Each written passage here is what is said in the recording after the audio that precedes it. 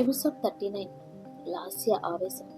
జాతరలో భాగంగా జరిగిన కుస్తీ పోటీల్లో దేవాంత్రం అంతం చేయాలని కుమార్ వర్మ ఒక క్రూరమైన మల్ల ఎదురుని రంగంలోకి దించాడు. కానీ దేవాంత్ ప్లాన్ ప్రకారం కుమార్ వర్మ సొంత కొడుకు విజయేంద్రే బరిలోకి దిగి అందరినీ ఆశ్చర్యపరిచాడు. ప్రత్యర్థి బలానికి విజయేంద్ర మూట కుప్పకూలినా తన తాత గోపాలకృష్ణ ఆశయాలను గుర్తు తెచ్చుకొని పోటీలో గెలిచాడు. చివరిగా విజయేంద్ర మేకందుకొని, ఆచారం ప్రకారం నేను గెలిచాను కాబట్టి ఊరి భూములు, నీళ్లపై సర్వ హక్కులు నాకే ఉంటాయి అని గట్టిగా అనౌన్స్ చేశాడు. అది విని తమ కష్టాలు తీరుస్తాడనుకున్న జనం అయోమయంలో పడగా, కొడుకు తన దారిలోనే నడుస్తున్నాడని కుమార్ వర్మ లోపల గర్వపడ్డాడు. ఇంతలో విజయేంద్ర, ఈ భూమి మీద అధికారం నాది కాబట్టి ఈ అధికారాన్ని నేను మంచి కోసం వాడాలనుకుంటున్నాను. ఈ భూములను, వాటి మీద వచ్చే పంటలను నేను, నా తమ్ముడు శాశ్వతంగా తిరిగివ్వాలనుకుంటున్నాం. ఇకపై జాతర సరదా కోసమే కానీ ఇలా ఆధిపత్యం కోసం కాదు అని చెప్పడంతో పల్లె ప్రజలు ఆనందంలో మునిగిపోయారు. ఇంతలో మైకందుకున్న దేవాంత్, మా తాతగారి కాలంలో ఆగిపోయిన అభివృద్ధి పనులన్నీ తిరిగి ప్రారంభిస్తాను, అందరికీ విద్య, వైద్యం, వసతులు కల్పిస్తాను అని మాటిచ్చాడు. ఈ పరిణామాలతో తన ఆధిపత్యం పోతుందని రగిలిపోయిన కుమార్ వర్మ కోపంగా అక్కడి నుండి బయలుదేరాడు. తాతగారి కాలంలో ఆగిపోయిన పనులు అన్న దేవాంత్ మాటలకు సుధీర్ వర్మ మనసులో ఏదో హెచ్చరికలాగా అనిపించింది. వెంటనే అతను మైక్ తీసుకుని, దేవాంత్ నా ఒక్కగానొక్క కొడుకని, నా ఆశయాలకు, బాధ్యతలకు ఏకైక వారసుడని మీ అందరికీ తెలుసు. ఈ శుభ సందర్భంలోనే వారి జీవితాలకు సంబంధించిన ఒక విషయం మీకు చెప్పాలనుకుంటున్నాను. దేవాంత్కి వాడి మరదలు లాస్యకు పెళ్లి చేయాలని నిర్ణయించుకున్నాం. అది కూడా ఇక్కడే, మీ అందరి మధ్యనే అని చెప్పి లాస్య కోసం వెతికాడు సుధీర్ వర్మ. దేవాంత్ లాస్యలను జంటగా చూసిన పాతతరం వాళ్లకు గతంలో జరిగిన రాఘవ, లక్ష్మీప్రియల పెళ్లి గుర్తొచ్చి ఎక్కడ పాత చరిత్ర పునరావృతం అవుతుందనని భయపడ్డారు. కారెక్కుతూ సుధీర్ వర్మ చేసిన ఈ పెళ్లి ప్రకటన విన్న కుమార్ వర్మ తన కోపాన్ని పక్కన పెట్టి మళ్ళీ ఏదో కుట్ర పన్నుతూ అక్కడి నుండి వెళ్ళిపోయాడు.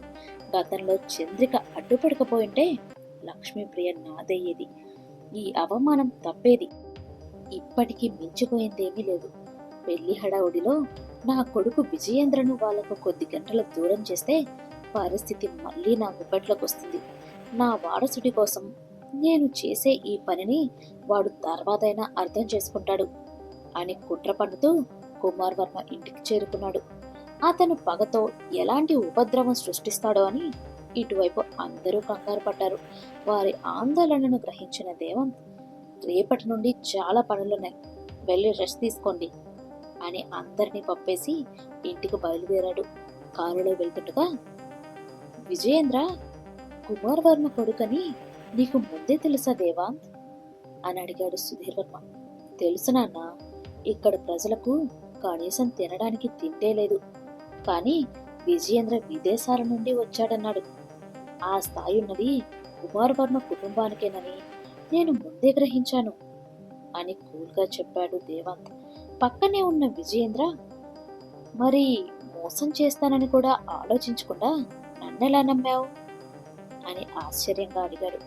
నీ మాటల్లో, కళ్ళలో ఈ గ్రామంపై ఉన్న ప్రేమను చూశాను. నీ ఆలోచనలో మా తాతగారు కనిపించారు, అందుకే నమ్మాను అని చెప్పి ఇంటి ముందు కారు ఆపాడు దేవాంత్. కారు ఆగగానే లాస్య హడావుడిగా లోపలికి వెళ్లి తన బ్యాగ్ సర్దుకోవడం మొదలుపెట్టింది. సుధీర్ వర్మ పెళ్లి ప్రస్తావన తెచ్చినప్పటి నుండే చలాకీగా ఉండే లాస్య ముఖం వాడిపోయింది. ఇంటికి వచ్చే వరకు ఆ విషయాన్ని ఎవ్వరూ గమనించలేదు. ఆమె కంగారు చూసి తల్లిదండ్రులు పద్మ, కరుణాకర్లతో పాటు మిగతా వాళ్ళు లోపలికి పరిగెత్తారు. అప్పటికే బట్టలు సర్దేసుకున్న లాస్య వాళ్ళతో, అమ్మా పదండి, ఇక్కడి నుండి వెళ్ళిపోదాం అని కోపంగా అంది. ఏమైందే, ఎక్కడికెళ్ళాలి, ఏంటి హడావుడి అని అయోమయంగా అడిగింది పద్మ. లాస్య ఏమీ మాట్లాడకుండా, త్వరగా పదండి అన్నట్టు పద్మ వైపు విసుగ్గా చూసింది. ఏంటి, ఏమైంది, ఎందుకలా వింతగా ప్రవర్తిస్తున్నావు అని అడిగాడు దేవాంత్. ఏదైతే నీకెందుకు, నీకు నచ్చినట్టు నువ్వు చేస్తున్నావుగా, నన్నొదిలే అని చిరాకు పడింది లాస్య. ఎప్పుడూ అల్లరి చేసే లాస్య అంత కఠినంగా మాట్లాడిన అక్కడున్న వారెవరూ ఎప్పుడూ చూడలేదు. లాస్య, ఏమైంది తల్లి అని సుధీర్ వర్మ లాలనగా అడగబోయాడు. అతన్ని అడ్డుకుంటూ, ఇంకేం కావాలండి? మీ దగ్గర ఉద్యోగం చేస్తే మాత్రం మీరు చెప్పిన దానికల్లా తలూపడానికి నేను బానిసను కాను. కనీసం నా అభిప్రాయం కూడా అడగకుండా నా పెళ్లి ఎలా ఖాయం చేస్తారు? మీకు ఆ హక్కు ఎవరిచ్చారు అంటూ కోపడింది. ఆమె అడిగిన దానిలో తప్పేమీ లేదు. సుధీర్ వర్మ ఆమె అభిప్రాయం అడగకుండానే అలా అనౌన్స్ చేసేశాడు. ఆమె మాటలకు నిజంగానే లాస్య మనసులో దేవంత్ లేడేమో అన్న సందేహంతో సుధీర్ వర్మ సైలెంట్ అయిపోయాడు. కళ్యాణ గడియలు దగ్గర పడ్డాయి. వాళ్ళ పెళ్లికి మీరు అడ్డుపడకండి అని పూజారి చెప్పిన మాటల వల్ల వాళ్ళు సుధీర్ వర్మకి అడ్డు చెప్పలేదు, కానీ కూతురు పడుతున్న బాధను మాత్రం చూడలేకపోయారు లాస్య తల్లిదండ్రులు.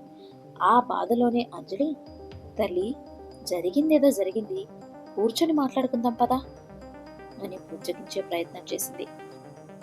ఏమీ జరగకముందే మనం ఇక్కడి నుండి బయటపడితే మంచిదత్తా అంది లాస్య.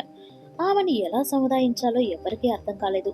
సుధీర్ వర్మ మాటకు మొదట ఆశ్చర్యపోయినా లాస్యను తాను ప్రాణంగా ప్రేమిస్తుండటంతో దేవంత్ ఆ నిర్ణయాన్ని సంతోషంగానే స్వీకరించాడు. అది గమనించిన సుధీర్ వర్మ, నీ ఇష్టానికి వ్యతిరేకంగా ఏదీ జరగదు తల్లి. దేవంత్ నిన్ను ప్రాణంగా ప్రేమిస్తున్నాడు, వాడికి దూరంగా వెళ్ళకు అని బ్రతిమాలాడు.